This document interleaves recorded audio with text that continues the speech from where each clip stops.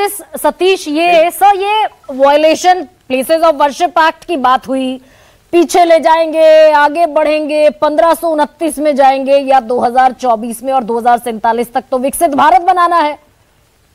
तो सर सबसे पहला सवाल मैं ये पूछ रही हूं आपसे, विकसित अगर इस देश में विकसित भारत बनाना है तो क्या विकसित भारत बनाने की ये places of worship act 1991 exist करता है कि 15 अगस्त 1947 से पहले तक जिस धार्मिक स्थल का स्वरूप जो था वही रहेगा, उसे बदला नहीं जा सकता। राम जन्मभूमि मस्जिद, बाबरी मस्जिद विवाद पर यह लागू नहीं होगा।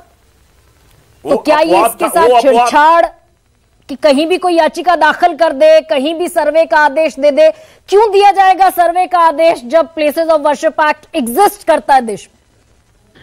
देखिए गरिमा जी, मैं आपको भी सुन रहा था और बाकी को पैनलिस्ट को भी सुना है मैंने, उससे लगता है कि डिबेट तो पॉलिटिकल है, प्योरली पॉलिटिकल है, इसमें लीगल एस्पेक्ट बहुत कम है।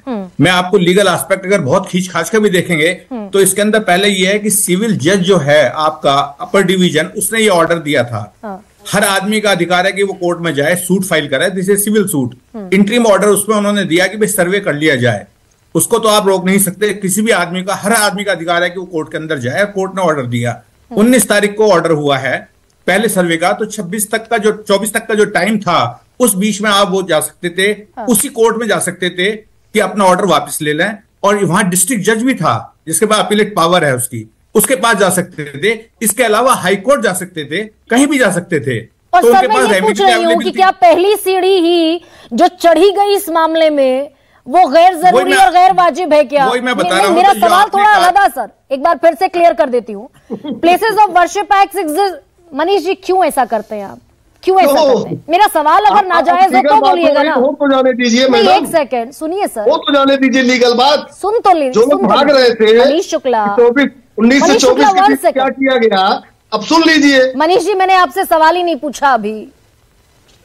सतीश सर मैं ये पूछ रही हूँ कि प्लेसेस ऑफ वर्शिप एक्ट, जहां तक आपका वर्शिप एक्ट है हाँ, और उसके तहत धार्मिक स्वरूप नहीं बदला जा सकता। तो स्वरूप तो कोई बदल ही नहीं रहा है। देखिए स्वरूप तो किसी ने बदला नहीं है। देखिए गरिमा जी, अगर आप थोड़ा सा बोलने का मौका दें, दूसरों को भी बात समझें, तो आप देखिए स्वरूप तो कोई बदला नहीं गया। आप चाहे काशी हो, मथुरा हो या ये संभल हो, जो है सिर्फ सर्वे की बात की जा रही है, अभी तो कुछ हुआ ही नहीं है। तो वर्शिप एक्ट तो आप कहेंगे तो वो वहां पर भी लागू हो सकता था, लेकिन हुआ नहीं है। और वो मैटर जो है सुप्रीम कोर्ट तक गया है, काशी का तो आप देखिए मथुरा तक का गया है। तो उसलिए उसके अंदर जो एक्सेप्शंस हैं सिर्फ सर्वे की बात हो रही है। Survey means existence, what is the factual position on the spot, इसी बात को देखा जा रहा है और तो कुछ नहीं देखा जा रहा ना। उसमें ये कहा जा रहा है कि हमें वहां पूजा करनी है या ये हटा दिया जाए, ये कर दिया जाए। तो ये तो उसका सिविल जज जो है अपर डिवीजन, उसका राइट था, उसने ऑर्डर दे दिया। अब उसके बाद अगर आप सेटिस्फाइड नहीं है तो आप जो है डिस्ट्रिक्ट जज के पास चले जाएं वहीं पर लोकली, और या फिर हाई कोर्ट चले जाएं। इसके अंदर तो उसमें कोई चेंज तो किया नहीं है ना, किसी ने उन्होंने कहा कि मैं पूजा का अधिकार दे दिया उपासना का। तो सिर्फ एग्जिस्टिंग पोजीशन जानने के लिए ही सर्वे किया जाता है सर। मैं एक और सवाल पूछ लेती हूँ, हो सकता है मैं कम बुद्धि का सवाल पूछ रही हूँ ये, लेकिन मुझे क्लियर कीजिएगा जहां भी आपको जैसे लगे कि बाकायदा धार्मिक स्वरूप तो बदला नहीं जा सकता। नहीं, ये डीवाई चंद्रचूड़ ने भी, जो सीजेआई एक्स फॉर्मर सीजेआई है हमारे, उन्होंने ये ज्ञानवापी के मामले में भी कहा कि धार्मिक स्वरूप नहीं बदला जा सकता, सिर्फ धार्मिक चरित्र क्या है इसे पता लगाया जा सकता है। तो जब स्वरूप बदला ही नहीं जा सकता तो क्या ये बाकायदा स्वरूप का मतलब है विवाद पैदा करने की जड़ है क्या? ये देखिए ये तो पॉलिटिकल है, कौन करता है क्या करते हैं उसमें तो मैं जाऊंगा नहीं। किसने किया और क्यों किया, that is a political issue. चाहे वो आपका हिंदू है या मुस्लिम, उसमें तो मुझे जाना नहीं है। जहां तक स्वरूप का सवाल है उसमें कोई स्ट्रक्चर चेंज नहीं मांग रहे हैं, उसको कोई डिबॉलिश नहीं करा रहे हैं, कोई उसमें स्ट्रक्चर चेंज नहीं मांगी जा रही है। सिर्फ सर्वे करके यथास्थिति का पता कराया जा रहा है। उन्होंने क्लेम किया था कि यहाँ पर मंदिर था, तो उसको देखते हैं कि उसमें कोई प्राइम फेसाई केस बनेगा भी या नहीं बनेगा। वही हालत हुई है आपकी बनारस के अंदर, काशी के अंदर जो है वो भी किया है, और वो भी चंद्रचूड़ साहब ने ही सुना था वो केस भी। तो स्वरूप तो चेंज नहीं हो रहा या उसका स्ट्रक्चर तो चेंज नहीं हो रहा, सिर्फ सर्वे की नॉलेज तो ली जा सकती है कि वहां क्या है।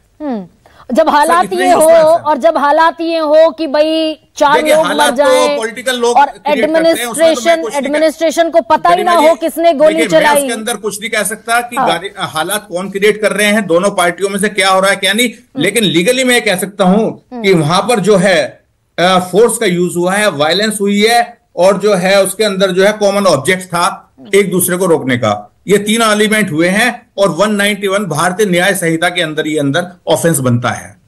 ये तीनों जो एलिमेंट है, बेसिक एलिमेंट है 191 के, वो पूरे पूरे हो रहे हैं इस केस के अंदर। बाकी काम जुडिशरी करेगी भाई ये इन्वेस्टिगेशन के बाद। और बाकी जो आपने इशू किया, डिस्कस किया, सब पॉलिटिकल है, उसमें पॉलिटिकल रिप्रेजेंटेटिव है, वो तो अपने अपनी पार्टी के लिए बात करेंगे ही करेंगे, उसमें कोई दिक्कत ही नहीं। यानी कि पॉलिटिक्स है ना इस मसले में, लीगल पॉलिटिक्स तो है, प्योर पॉलिटिक्स है, दिस इज प्योरली पॉलिटिक्स। ये जो पॉलिटिक्स से इग्नाइट कर रही है और इग्नाइट किए रखना चाहती है। देखिए आपके डिबेट है, आपका इशू जो है सब पॉलिटिकल इशू है, बेसिकली पॉलिटिकल है, लेकिन इसमें लॉ एंड ऑर्डर भी शामिल होता है और इसीलिए